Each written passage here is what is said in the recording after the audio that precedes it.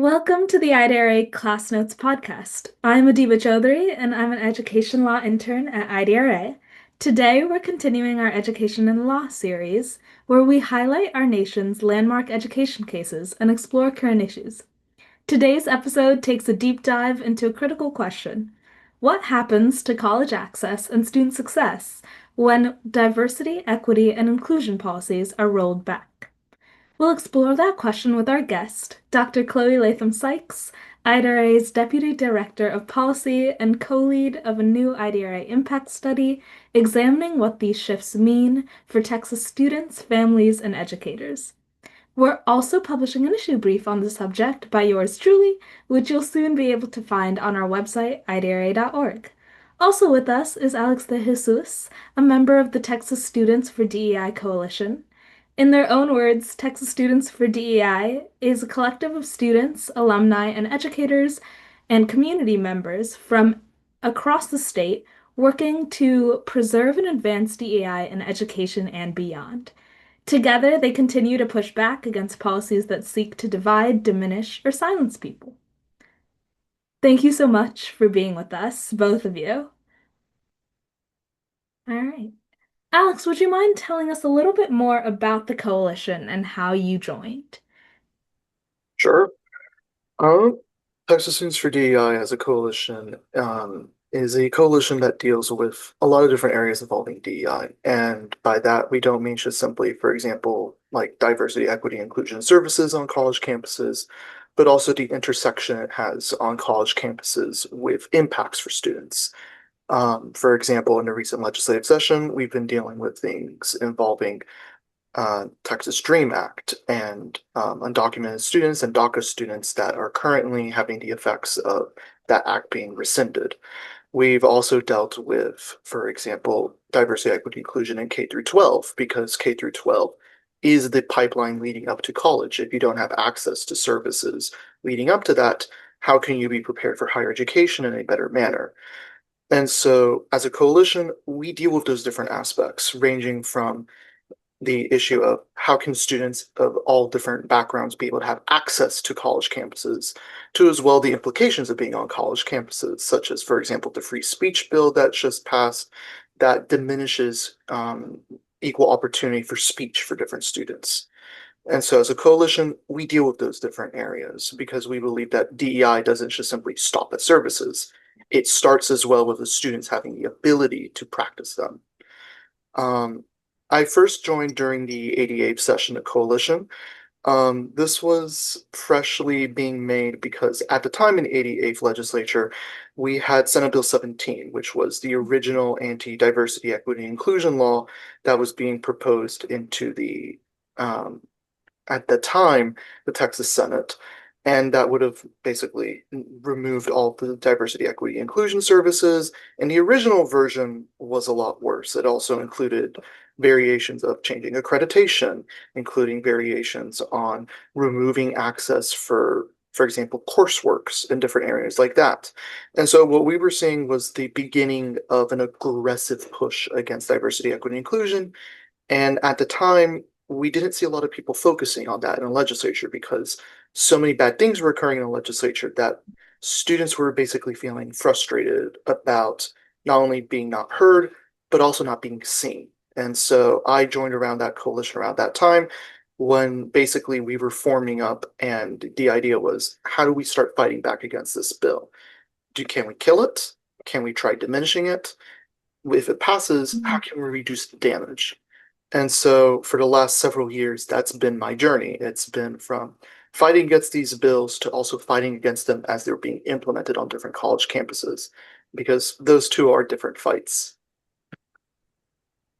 Thank you so much for that explainer. We're going to get more into SB 17 for sure, but just to start us off, we're going to take a step back and get a little bit more into the basics of what you've described because there are so many aspects to these diversity, equity, and inclusion policies. So, Chloe, can you tell us a little bit more about what we mean when we talk about those policies in education? Sure. Thanks, Adiba. So let's start off by breaking down what diversity, equity, and inclusion each mean. There's a lot of scholarship and a lot of educational and actual social science work examining these practices and how they benefit students and entire campus communities. So diversity, this is how people are different, especially in the context of education and diversity, equity, and inclusion policies, how they're different based on their identities of their racial background, ethnicity, gender, sexuality, their ability status or disabilities, their immigration status or national origin, their socioeconomic class, a lot of different types of variables, but how these are aspects of their identity and how they differ. That's diversity just by itself. Then we have equity. The equity is really a mutual goal of ensuring people have opportunities, and in this context, especially in education, that are not contingent upon those particular identities. But that doesn't mean those identities shouldn't be recognized. It means, in fact, they need to be acknowledged and considered and brought into that how the policies are shaped and those practices are informed in education to make sure students or faculty or staff, anyone in that educational environment, have the appropriate supports to ensure that opportunity. And then we have inclusion. So these are the policies and practices and activities and even attitudes in an educational environment that are required to ensure everyone can be part of an educational experience for their own success. So together, diversity, equity, and inclusion practices really shape a different type of framework, as it's often been characterized, for supporting, in this case, often students, but also the campus community for better engagement, better student outcomes, better faculty and research practices. And diversity, equity, and inclusion practices and policies really arose following the 20th century civil rights movement. So in part, they were arising as a way of ensuring institutional compliance with new civil rights laws and anti-discrimination protections. But we know we always have to go better than just compliance. That's bare minimum. So as these types of policies evolved, particularly in higher education, they were also focused on developing good best practices that are supportive, that are proactive, I think as Alex spoke to, that ensure students are able to engage in those environments and thrive. And can you tell us a little bit more about the evidence behind that success? Yeah, as I mentioned, there's been, we have over 50 years of evidence of what diversity, equity, inclusion practices have looked like and how they've evolved.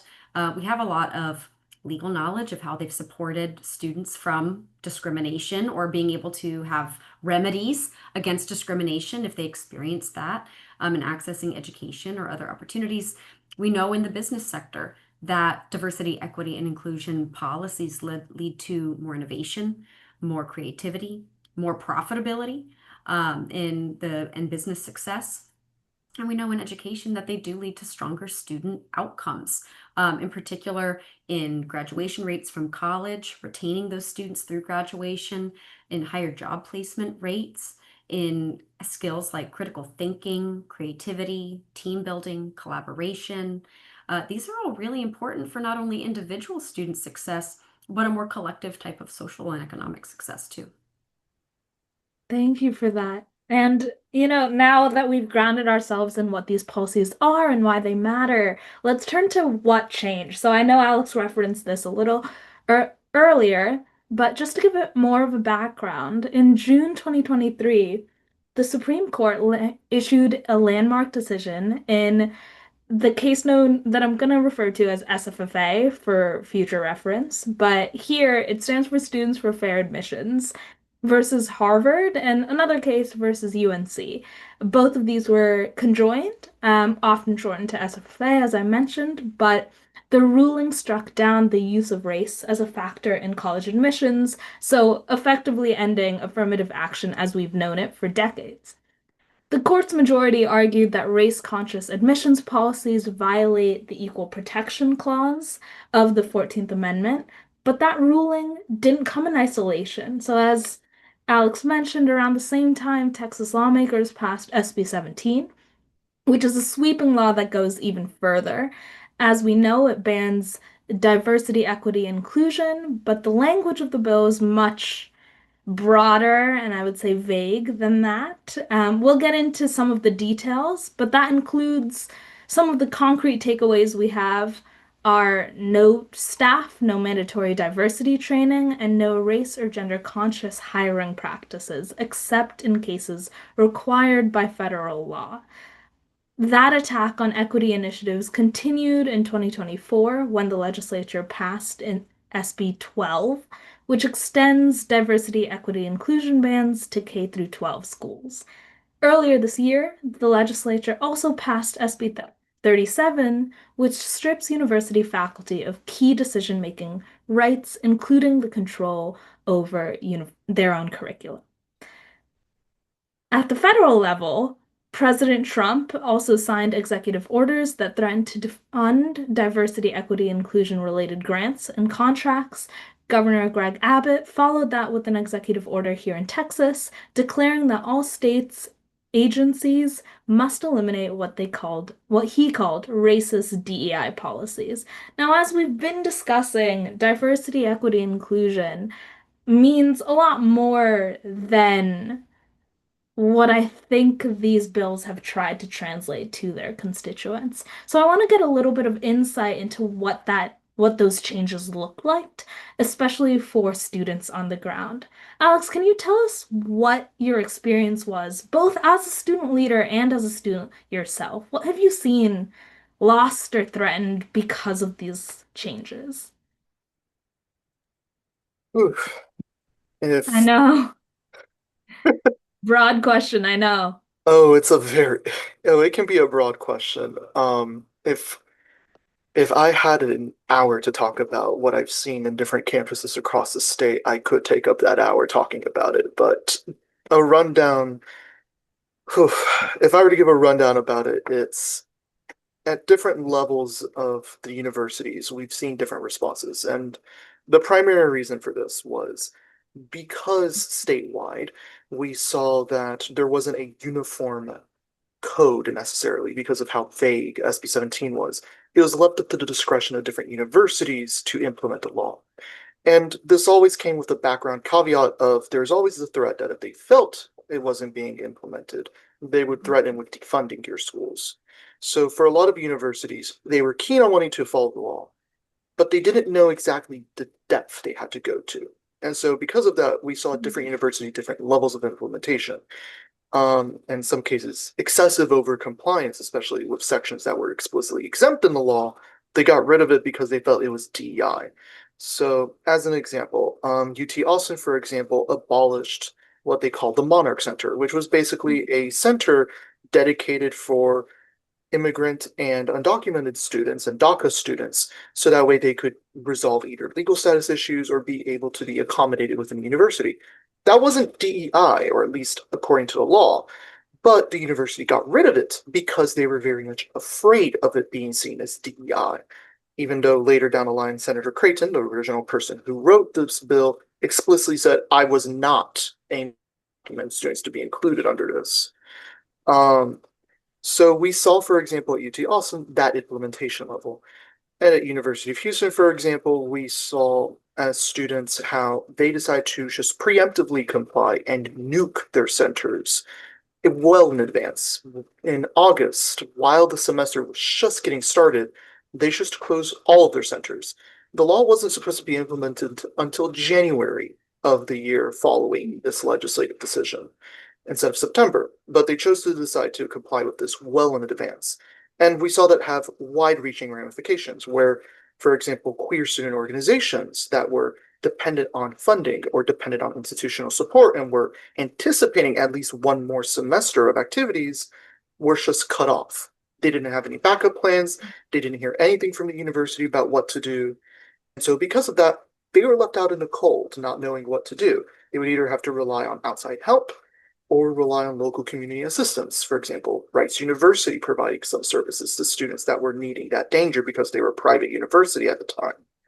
So we saw those different levels of implementation. At my campus, for example, UTD, I would characterize it as probably the most lenient implementation, where they still got rid of the centers.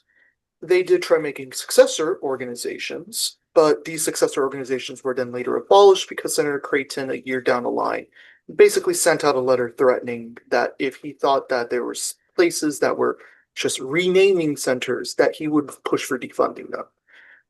So we saw there's always this dynamic of universities always on the defensive, always afraid about their funding sources. And so they're willing to overcomply, even if it costs them. Um, so we saw those different things occur. How did it look at UTD, for example? Centers were removed. The trainings were removed. The short-term ones, student organizations that used to depend on these centers had to basically go back to what other organizations dealt with, which was this bureaucratic process for getting funds, reserving rooms. And because these bureaucratic centers were not expecting so many organizations to be transferred to them, it slowed things down even more. So student organizations as a whole went to a crawl on getting funding, being prepared, and also these universities, as a result, started becoming much more aggressive on implementation issues. And this had spillover effects. So as a student, I saw, for example, how at UTD, when there was student protest, we would see a harsher disciplining of those protesters, regardless of if it was a legal or not legal protest. We saw different issues. And for reference, UTD is University of Texas at Dallas. But at the university, we saw basically we saw these different implementations, ranging from more lenient, but still having a silencing chilling effect, to outright censoring, getting rid of centers, and cutting students off out of fear of basically losing everything. And you can see these different effects being reported sporadically throughout the entire time. And this caused a huge crisis because different places had different implementations, and students had to rush all over trying to deal with them. So those were some of the things I saw as a student leader at the time and just having to deal with that.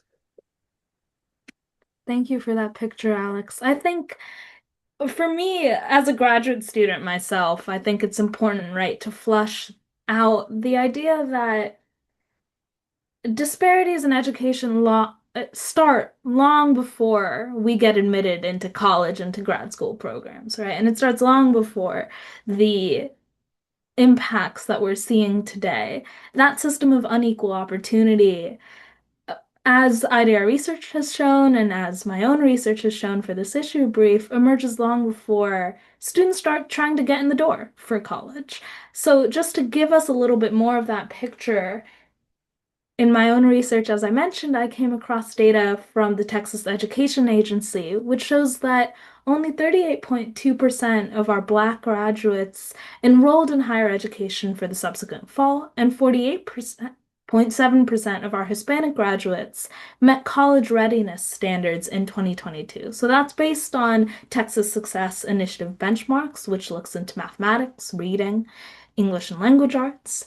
Another example, important for college admissions, is AP and IB participation, right? So those college credit scores can give you a boost on your college applications. So participation might be reflective of your ability to access college. Now, in oop, I don't have the date for this, so I'll have to come back to that. So I'm just going to skip that data point. Sorry about that, Kirsty. Let me skip to the counseling gaps, actually. So to preface here, I'm going to ask Chloe a little bit more about this, but IDRA's impact study, among others, invited counselors to participate in these roundtables and ask them more about what they've seen in their own like student conversations. And to add to what Alex has described, something one college advisor described as beginning to see is adjusting academic and post-secondary goals a little bit. So, quote, something we start struggling with when our seniors start applying for school is undermatching. I see a lot of our students shifting towards not just options that don't necessarily challenge them, but also options that are a lot cheaper to try to put their parents' worries at ease, especially mixed status families. Another one of our college advisors mentioned we work with a lot of first generation students or students of color. And when they go off to college, one of the things they want in a university is a university that would support them with either organizations or resources to help them either identify or find comfort or a safe space when it comes to certain aspects of of their life. With this ban, it definitely does make it a little harder, or it narrows down some of those selections for our students. So, as I referenced, these quotes are from an ongoing study that IDRA has on the impact of Texas Senate Bill 17's ban on college diversity, equity, inclusion, as well as the SFFA decision to limit race-conscious admissions. Chloe, can you tell us what IDRA has learned from the study to date? Yeah, thanks, Adiba. So, as you mentioned, we have ongoing focus groups. We've completed 10 focus groups. That's following 11 roundtables, like a broader groups of folks in conversation from last fall. And what you just shared were a couple of quotes from college advisors who work in Texas with high school students going to college, seeking to go to college. And that's been our focus, how that college access pipeline is impacted by the changes in higher education spaces for high school students, because we know it is a pipeline, we know it's connected. So some of the things we've seen so far, and we cited these in our preliminary report, and they've been echoed and elaborated on in our focus groups, are the sense of safety, physical and mental and psychological safety that students want to make sure they have on their college campuses when they get there. But in the absence of diversity, equity, and inclusion policies and offices, they're not sure they'll be able to get. We heard from parents that they're very concerned about their child's ability to access mental health services that are culturally relevant, that are appropriate for their identity, and maybe would acknowledge what their particular student is going through in their transition to college and college life. So this sense of either physical or their mental and emotional safety is a major concern that's come up for students, parents, and educators and advisors.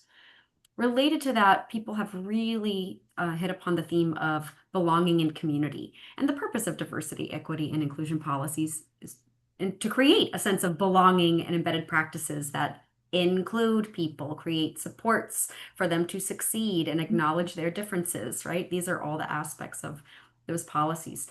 Alex spoke to, the dissolution of various student clubs, organizations, centers for support for students. Those are major concerns we've heard high school students and advisors and parents say they're worried about how their student can actually academically succeed in college if they don't feel they even belong. And I think that's reflected in some of the college advisors' quotes about that match. Students not feeling, maybe I don't belong at that university, so I'm just going to go over here. This feels a little safer. For an option that might not be either as academically challenging or have the same types of social opportunities as a different, college or university that they're choosing. That's that mismatch or undermatch theme that they were sharing. And then related to that, the academic and social supports. Students seek out faculty that look like them and engage them. Just as we know in decades of research about good teaching, teaching that engages students, is relevant to them and their identity, can really encourage how they do in the classroom. And students are worried about how they can find academic opportunities and help, like even just tutoring, study skills, writing skills, particularly for students who might be the first in their family to go to college and are anxious about that transition and all that it includes. So those are some major themes that have come up. And that are going to be informing the next phase of the study to develop some resources and tools to address those concerns. Thank you for that description. I think to add to what I was referencing earlier in terms of how disparities begin early, IDRA's research in 2023 found that most eighth grade counselors in regions serving predominantly students of color reported lacking sufficient time to provide that counseling that Chloe just mentioned. So, having limited access to career day activities, information about scholarships can influence admissions, degree completion, and though we know that given the pandemic, a good number of colleges have no longer required test scores.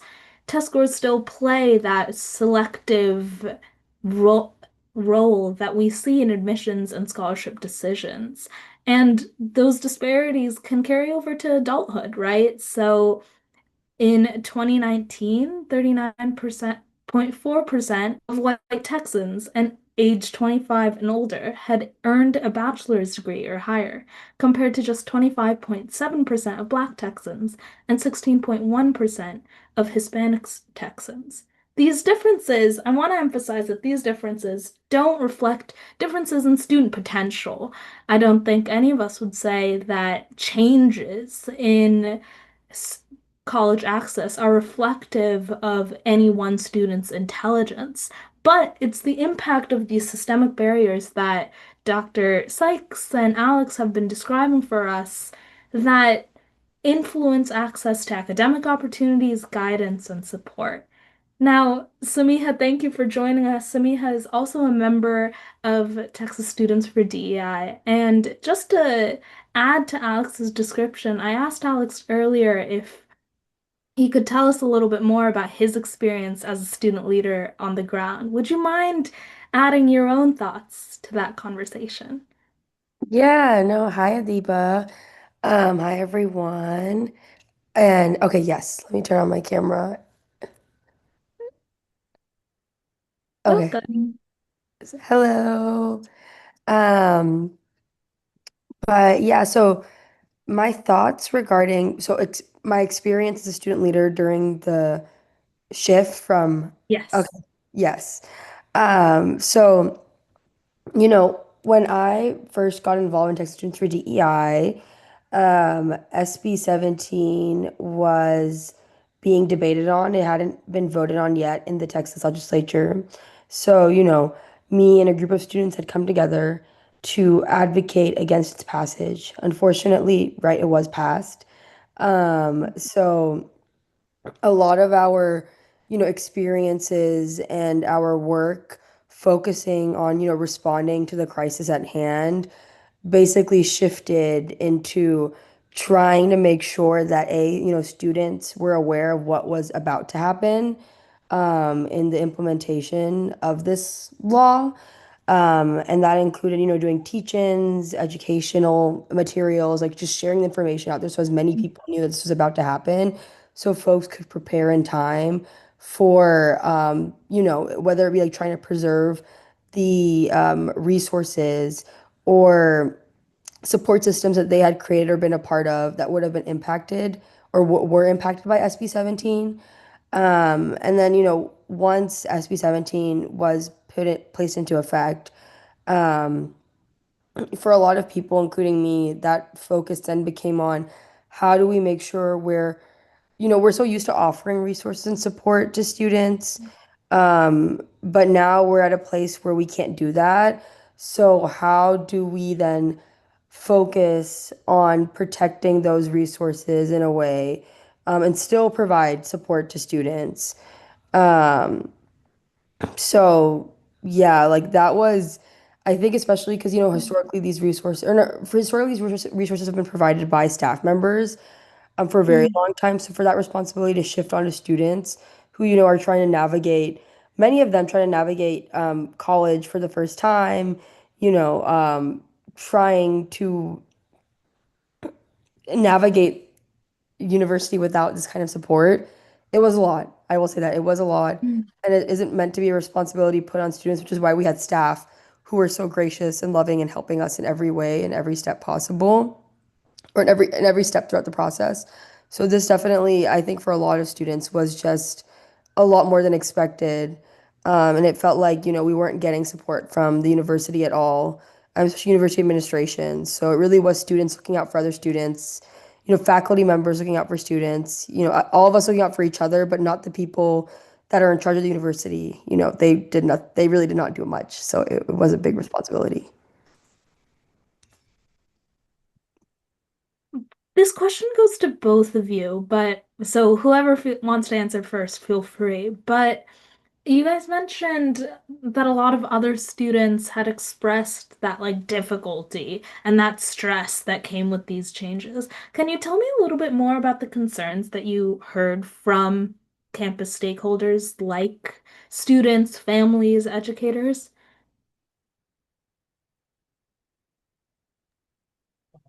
Sure.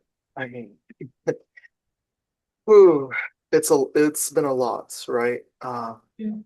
It's a lot when you hear from different students like their fears and their concerns as well, educators. But for example, I remember the fall right after Senate Bill 17 had passed. I was having one class with a professor. It was about political rhetoric, and as soon as the class was done, that professor came over to me and she was basically saying, "Hey, I don't feel comfortable talking about topics that are DEI because I'm afraid that I could get reported."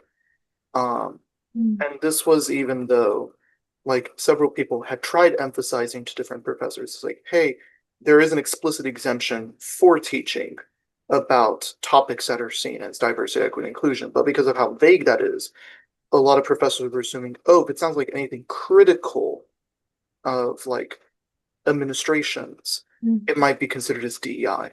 So I remember like just the first few weeks of classes, there was a shift of tone a lot in professors because a lot of professors were very much concerned about, am I going to get in trouble? And do I have to self-censor myself?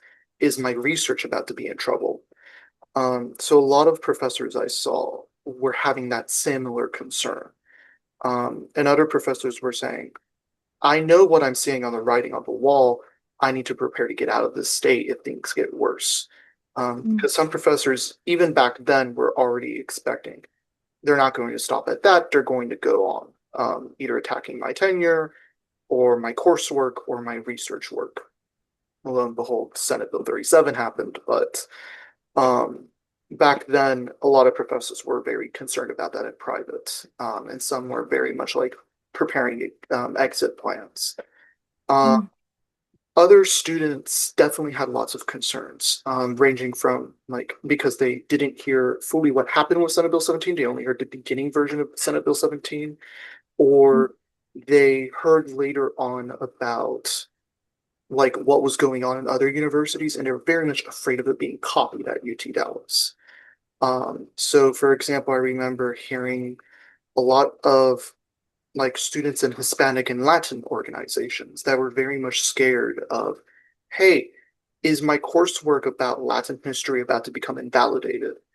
Or do I Mm. have to be concerned about my organization not having enough funds for Hispanic Heritage Month? Which the university said we will host like culturally relevant holidays based on a federal level, but they were saying they were going to restrict some. So we already had those types of concerns. And then for a lot of queer student organizations, they were very much afraid on, is the university going to just ignore us if, for example, an anti-trans bigot appears on campus, or if Mm. someone harasses us on campus because of who we are. Um, and so we had those different types of concerns that were going on. And other students who were basically scared of, hey, if this is how the university is going to be treating us now, where they're being hush hush about an item, what are they going to do if, for example, something starts grinding their gears, if there's a major protest, or if there's a lot of people that are pissed off about a subject? And so we saw, for example, during the free speech issues that were going on with different protests on campus, from DEI protests to queer protests and Palestine protests, we saw how different university officials were very much hesitant on what they were going to do reacting to it or responding to it. Um, for example, UT Dallas, they got rid of some public forum access to different areas for chalking or for writing different messages. And they chose weird timings to do it. For example, they got rid of one public forum during Trans Day of Remembrance. And so for a lot of different organizations, they were very much seeing like the fear of what chilling effect is coming next. Where is the university going to silence me, or should I be concerned about if I'm going to even be able to stay in the state? Yeah, I can add something short to that because I feel like Alex hit the nail on the head.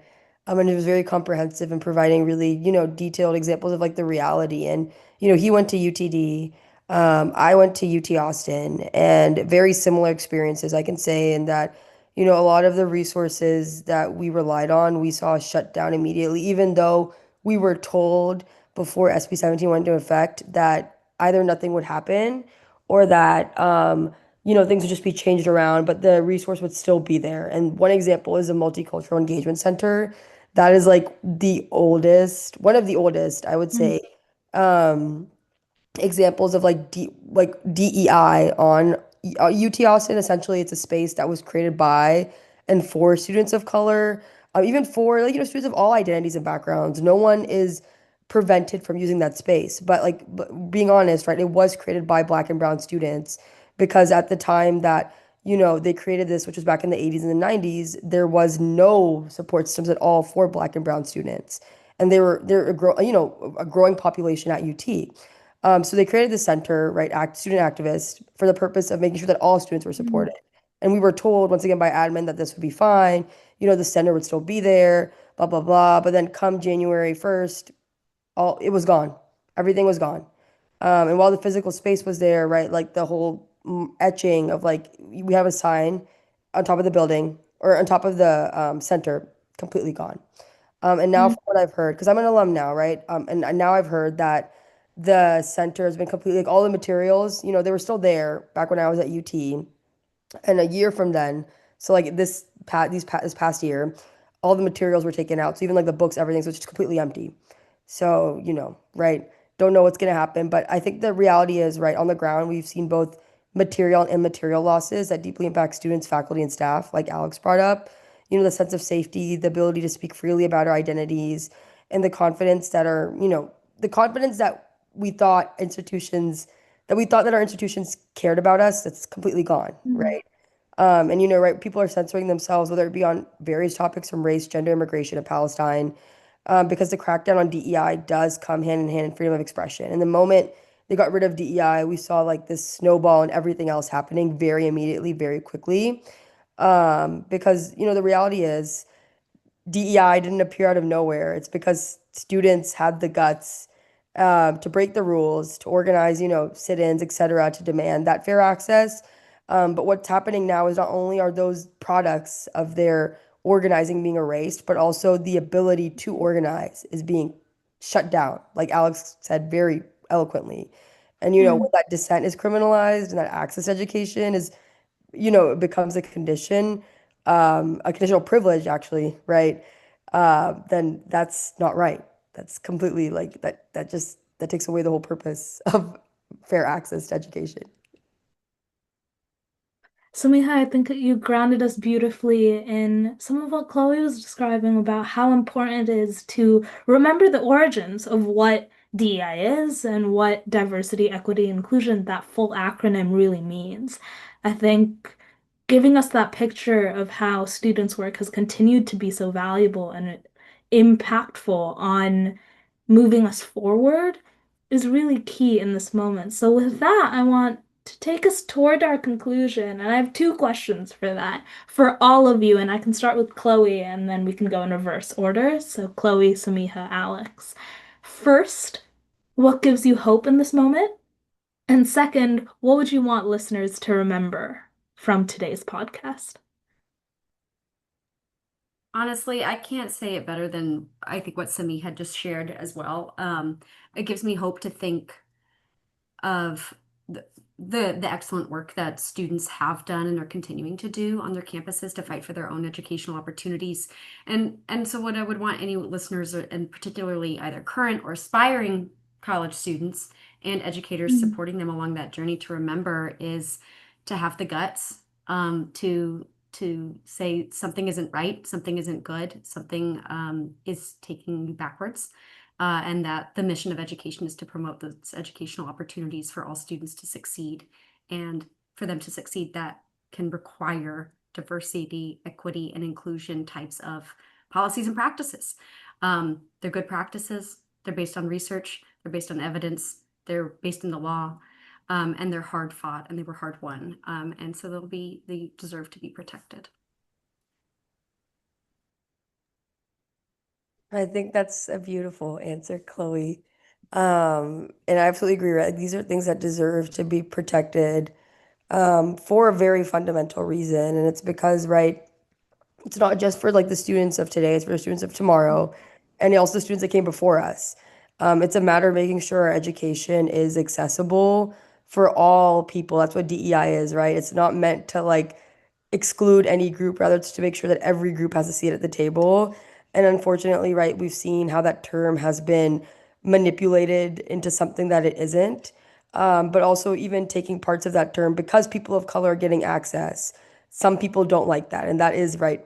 It's racism, and that is very, disheartening to see because we thought we were in an era where people would understand and be able to coexist, but I guess not. But I think with that, what does give me hope is just seeing, people like you all, so not even just students, but like, even like faculty, staff, community members coming together, showing up for each other, even when it feels like everything is being taken away from us. I've seen people organize events or activities and, knowing that it might get shut down, but they still do it because they know it's still important to at least put their mark out there, put their foot out there. And I've also felt that fear, like everyone probably is feeling about being watched, of doing the wrong thing, of getting in trouble. And when I was at UT, because now, right, I'm an alum, but I was at UT when SB 17 was going into effect, and I did get in trouble at some point too. And I think, in my experience, what really kept me grounded was just having, once again, my community behind me and knowing that I was doing the right thing. So, like, you are doing the right thing. And I think the people that I've met through this work have also just reminded me that, it's going to be exhausting, but this is a long-term movement. It's not a moment. So we have to keep on fighting. And it doesn't start here, it doesn't end here. We continue going on. So I think that's like the purpose that keeps me going onwards. And I think something I want listeners to remember, and actually this is to my alum, because it's not just students and educators that are involved in this fight. It's once again, alumni, we need you. I'm an alum, right? I'm getting involved. I'm working with a close friend of mine to restart one of our alumni networks at UT Austin. So I would really encourage you all, right, as alum, to get involved in your alumni networks because those networks can provide money and funding to student groups and create, scholarships and different initiatives that, while obviously they have to be in compliance with SB 17, but can still make sure that we are once again supporting all students. So right, like that's I think my message is specifically to alum is that, you know, get involved in this fight because this is one that is too big for us to sit out on because many of us were beneficiaries of resources that the students of today will not have, and that is an incredible disservice. So what do we do to make sure that we're giving back? Because it's the whole purpose of being part of, higher education is to make sure we are giving back to those that come after us. Since, it's not meant to be like a revolving door where we just leave once we're done. It's meant to be, somewhere where we can come back and like ground our roots and make sure that, you know, everyone can benefit from it because we had that privilege and we got those opportunities that many of us, including our parents, couldn't get. So, it's only makes sense to make sure that those that come after us get that opportunity.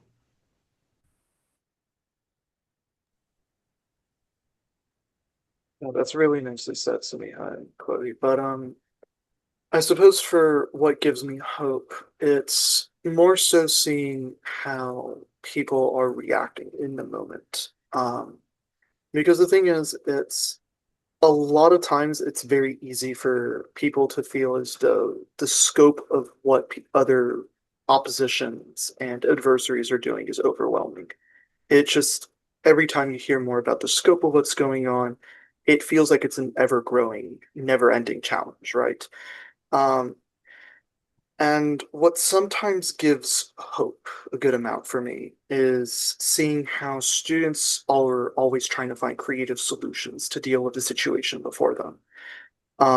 And they don't try giving up. Um, for example, like we saw different student governments across the state step up because different movements held them accountable to it. Um, as well, different movements tried proposing this idea, but we saw student governments, for example, take on those DEI services themselves, where they willingly sacrificed their own budgets so that way DEI services could continue. We saw, for example, Black History Month events being hosted by them, where they were able to basically recreate those experiences that were eliminated, having hundreds of people in their event and getting those people back together. We saw how different groups have stood together, queer organizations working together with local area-based organizations to continue hosting events, to continue making those safe spaces and provide services for different students. And we see how a lot of that energy has been coalescing where different networks have been forming of students trying to help each other. Instead of just letting it lie, they're trying to keep it going. It's not as good as it once was, but they're still trying. And they're trying to figure out a way to not only sustain that, but grow it. And so that gives me a bit of hope because there's entire groups out there that are unknowingly being part of pushing back on this through these different actions. And the more people become conscious of it, the more people can organize about it. So I guess that's what gives a lot of hope. It's people are pushing back. You just need.